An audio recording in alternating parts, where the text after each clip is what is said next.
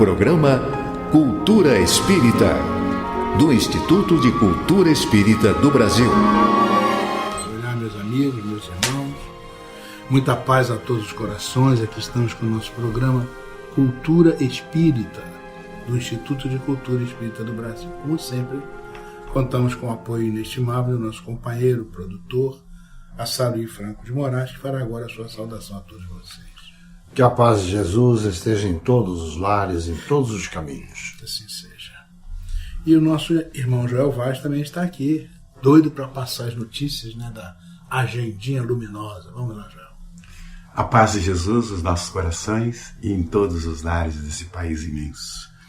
Este fim de semana, a partir de hoje, está riquíssimo. E a primeira semana de setembro também.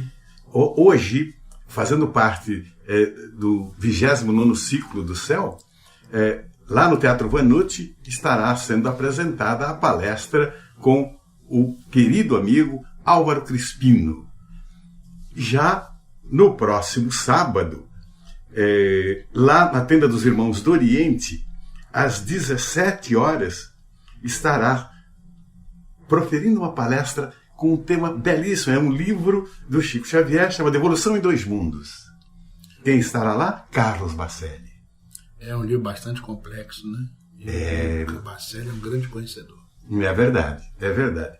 E já na Escola Superior do Estado-Maior do Exército, lá na Urca, ali na Praia Vermelha, no sábado está o nosso trigueiro fazendo uma belíssima palestra, e no dia seguinte o nosso professor César Reis, como eu disse no passado, talvez passada, fechando com chave de ouro, esse ciclo maravilhoso aí. Diga-se que o trigueiro é o André, porque é um outro trigueiro. O Trigueirinho, o Trigueirinho, é verdade. André Trigueiro, apresentador da TV Globo. Eu pensei nisso em falar para você agora.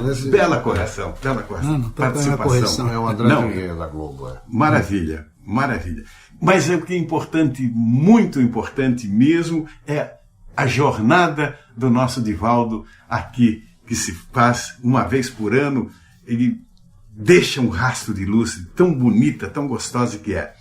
No dia 2/9, ele estará em Juiz de Fora, é uma terça-feira, às 19 horas, no Mariano Hall. Não percam.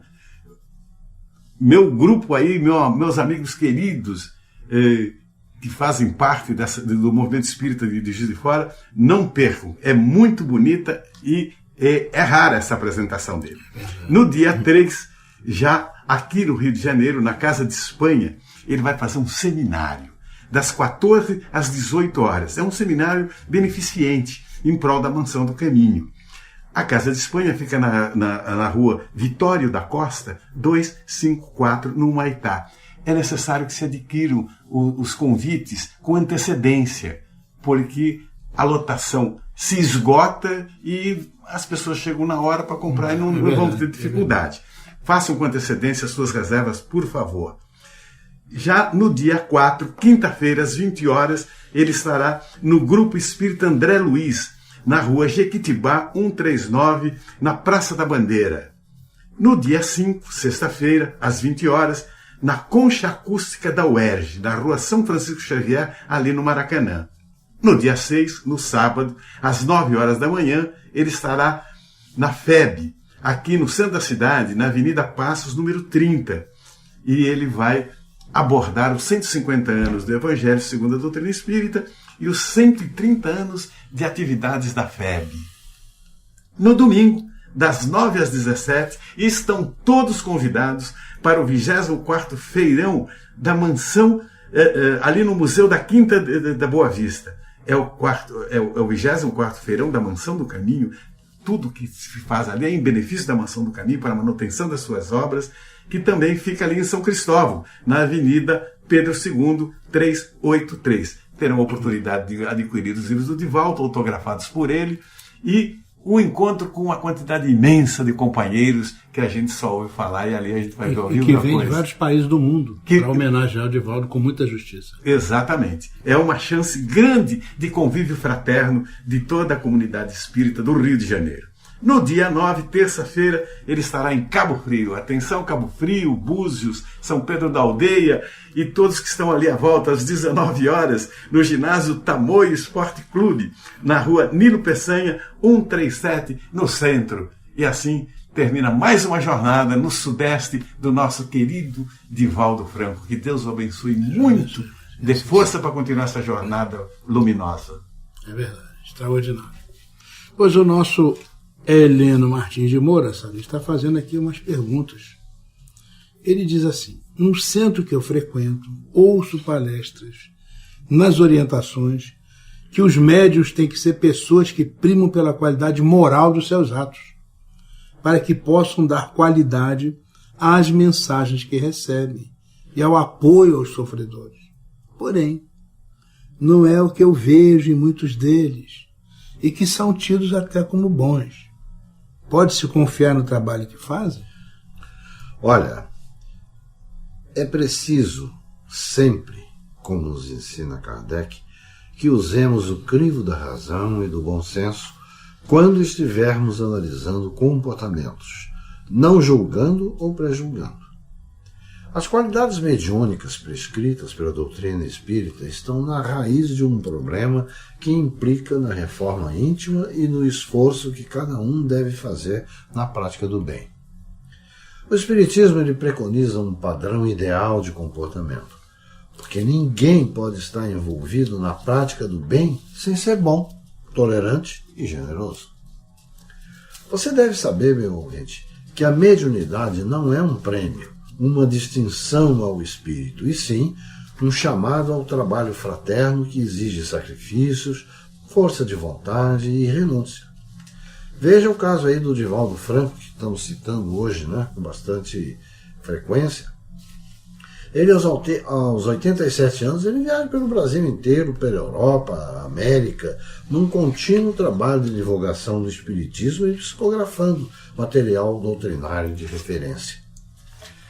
Também é fato que os médiuns eles são seres humanos em processo provacional, sujeitos a falhas, dúvidas, erros, vaidades, quedas de percepção e tantos outros fatores que afetam a natureza humana e são relacionados com o livre-arbítrio.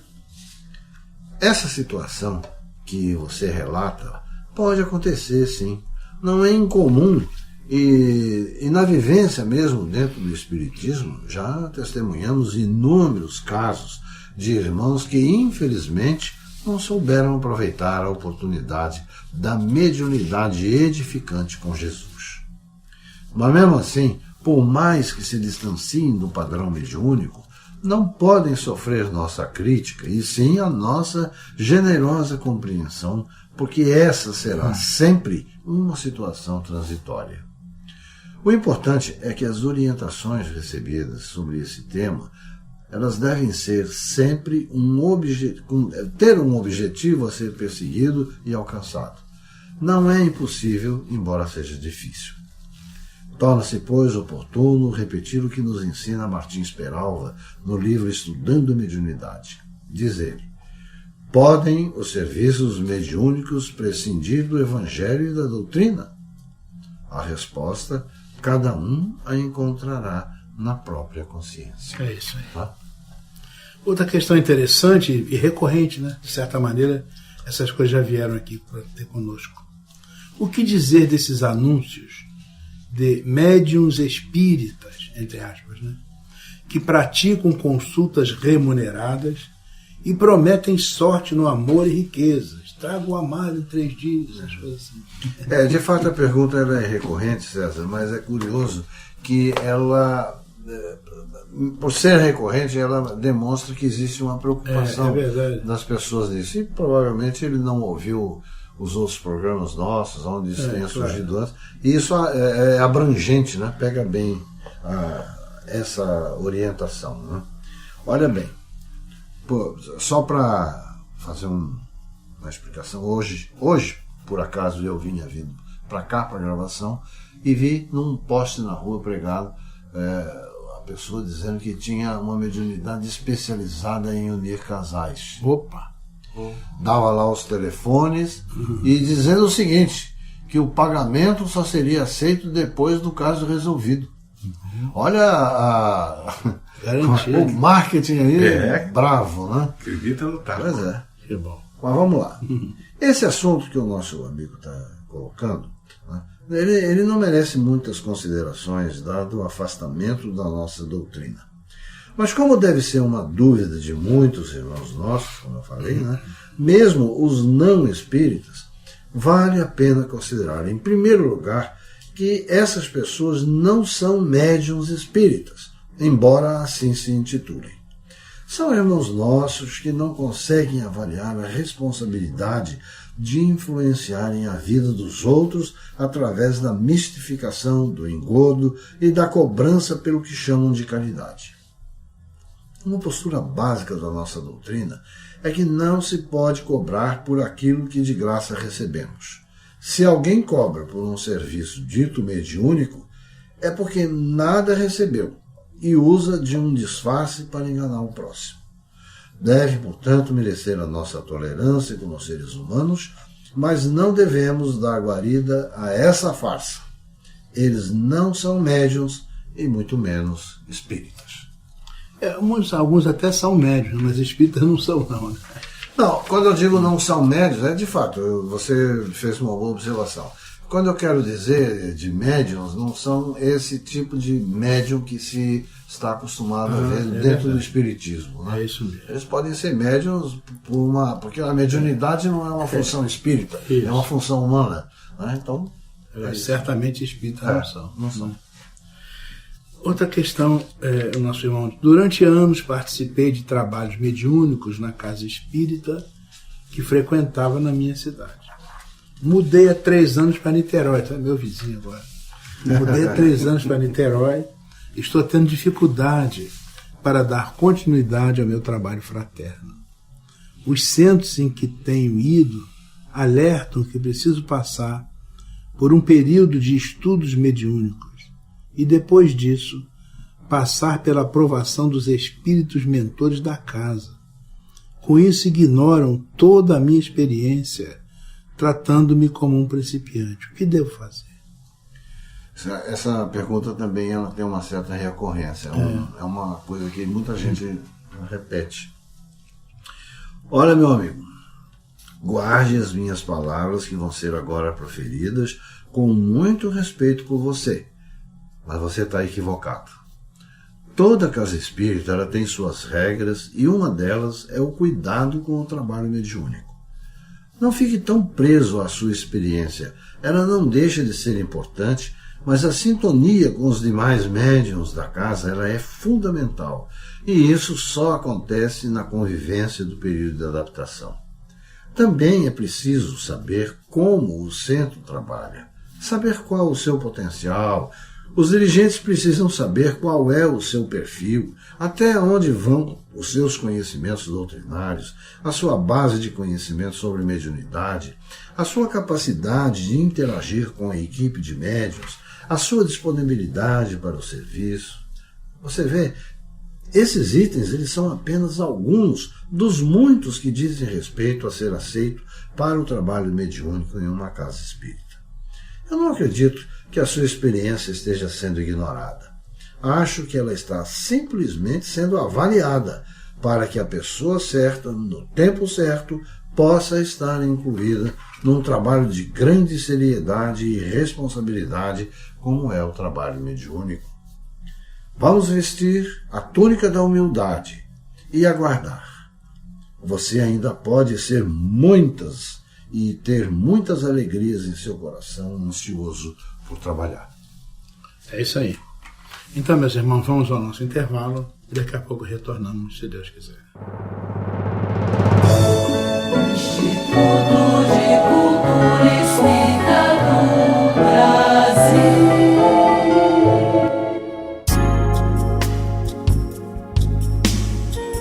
Precisando escolher um presente? Aceita a sugestão?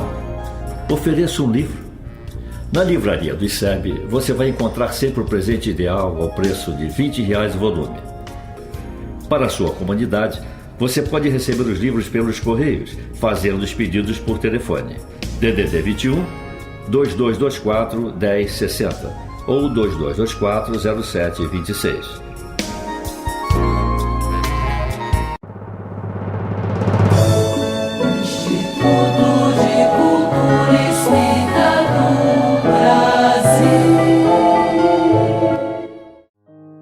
Meus amigos, neste mês de agosto, temos apresentado somente mensagens cujos temas sejam alusivos aos pais.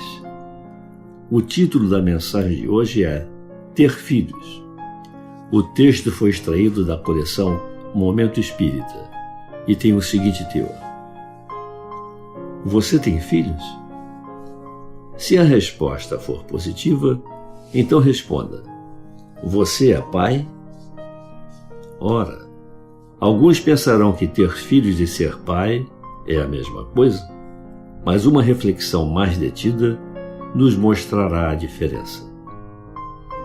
Para ter filhos, basta estar apto à reprodução e entregar-se à conjunção carnal para procriar. Para ser pai, é preciso alguns cuidados a mais. Há pouco tempo, uma revista tratou do assunto, retratando algumas dificuldades, principalmente com relação a empresários e executivos que têm filhos e que não são pais. Geralmente, chegam em casa e não se dão conta de que já saíram dos seus escritórios. Esquecem-se de sintonizar os sentimentos afetivos e continuam dando ordens como se a esposa fosse a secretária e os filhos seus subalternos. Não mudam nem o tom de voz. Uma estatística da revista Fortune atesta a dramática dimensão desse problema. Revela que filhos de empresários e executivos de alto nível apresentam graus de desajustes bem maiores que os dos outros pais, inclusive os de famílias financeiramente menos abastadas. No livro The Parents' Handbook, ou Manual dos Pais em português, um dos livros mais vendidos nos Estados Unidos, 2 especialistas tratam do tema com grande competência. Estabelecem, entre outras coisas, 7 regras básicas para ser um bom pai. Primeira, comporte-se naturalmente. Dê atenção na medida certa. Se você exagerar com frequência, quando por qualquer motivo reduzir sua atenção, seu filho se sentirá desprezado. Segunda, diga sempre ao seu filho que você o ama, principalmente quando ele não espera esse tipo de declaração. Não economize nos gestos. Beijos, carinhos, abraços, emoção, muitas vezes valem mais que uma dezena de atitudes. Terceira, vale mais encorajar do que repreender, incentivar do que premiar. Dizer com sinceridade: eu confio na sua capacidade de decisão, eu aposto no seu discernimento. Quarta, ouça seu filho. Talvez a mais importante das recomendações. Aprenda a ouvir o que ele tem a dizer. Ouça tudo até o fim. Não interrompa. Não conclua, nem o obrigue a concluir no meio do relato. Mais do que a sua opinião, ele quer contar com você. Quinta, mesmo diante de uma aparente falta grave, procure não criticá-lo duramente. Deixe que ele lhe dê as próprias razões. Se você não se convencer, tente refletir em conjunto, ajudando-o a perceber o que o levou a errar, tornando-o capaz de identificar o erro. Sexta, por mais certeza que você tenha do que possa acontecer, desde que não haja risco à integridade de seu filho, permita que ele experimente e conclua por si mesmo. O melhor aprendizado ainda é o da própria experiência. Sétima, Trate seu filho com a mesma educação e cordialidade que você reserva para seus amigos. Agindo assim, por certo, ele acabará se tornando o melhor de todos os seus amigos. Não se resumem aqui todas as regras para se ser um bom pai, mas aquele que as observar já terá dado passos largos no caminho que a todas as outras conduz. É primordial ensinar aos filhos o respeito ao próximo. Os jovens precisam aprender que a família e os bens dos outros são sagrados, que a tolerância é uma virtude preciosa em um mundo cheio de facetas e a consciência tranquila constitui o maior tesouro que se pode possuir. Mas, para que a lição não seja hipócrita, os pais devem exemplificar e não apenas falar. Todo filho é empréstimo sagrado, que deve ser valorizado e melhorado pelo cinzel do amor dos pais, para a oportuna devolução ao genitor celeste. Meus amigos, meditemos sobre esses ensinamentos.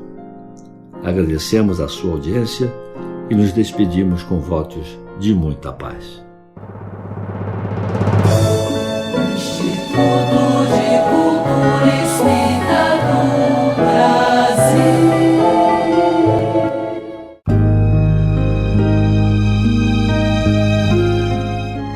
Revista Cultura Espírita, agosto 2014. Artigo central: os animais na trilha da evolução. Irvênia Prada. Pelos caminhos da educação. Breve reflexão sobre nós e os animais. Nádia do Couto Vale. Espiritismo e ciência. O espaço e o tempo conectados pela teoria da relatividade. Cláudio Zanata. Entrevistado de agosto. Jorge André dos Santos. Crônicas de família. Ana Guimarães. Outono da vida. Destaque para o centenário de Jaime Hollenberg de Lima no Lar Fabiano de Cristo. No acervo do ICEB, História da Filosofia, professor Newton de Barros. No Encontro com Jesus, uma obra toda espiritual, Fabiano Nunes. Saulo Vanderlei traduz o artigo central para o Esperanto. Teresa Costa, a ética humana para com os animais. Revista Cultura Espírita. Pai. Instituto de Cultura Espírita do Brasil. Noticiário do Instituto de Cultura Espírita do Brasil. Sábado que vem é o 5º sábado de agosto. E às 3 horas da tarde teremos Jorge Cerqueira com o tema Pertencendo ao Universo e a cadeira Ciência Espírita, Transição Planetária. Não haverá atividade na parte da manhã. Entretanto, 1h30 da tarde, o médico e o nosso amigo José Henrique Rubim estará estudando conosco 1h30 da tarde o pensamento de Joana de Ângeles com a coordenação do maestro, professor e médico Jorge André dos Santos. 3 horas da tarde, portanto, relembro-lhe, Jorge Cerqueira com o tema Pertencendo ao Universo. E eu gostaria de destacar para você da revista Cultura Espírita deste mês de agosto, Cláudio Zanata.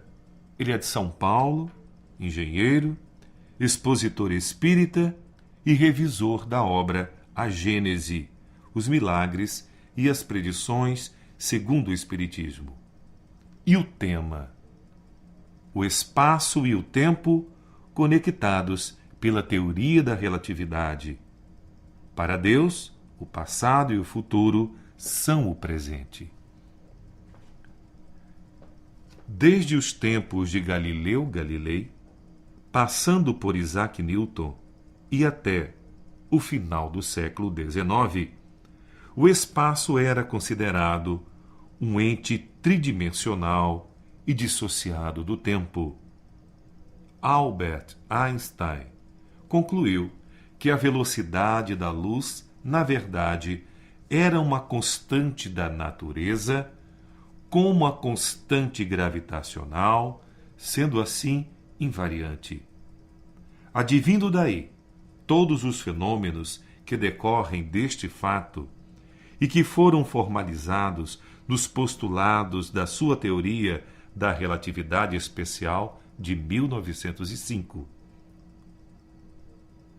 A doutrina dos espíritos, em especial, no preâmbulo do livro A Gênese, os Milagres e as Predições segundo o Espiritismo, publicado em 4 de janeiro de 1868, nos informa que, para Deus, o passado e o futuro são o presente. Libertado das amarras dimensionais, passaríamos a enxergar o entorno como uma realidade adimensional e atemporal, até porque, cá entre nós, já intuímos que a velocidade do pensamento é infinitamente maior do que a velocidade da luz, agora já não tão vertiginosa.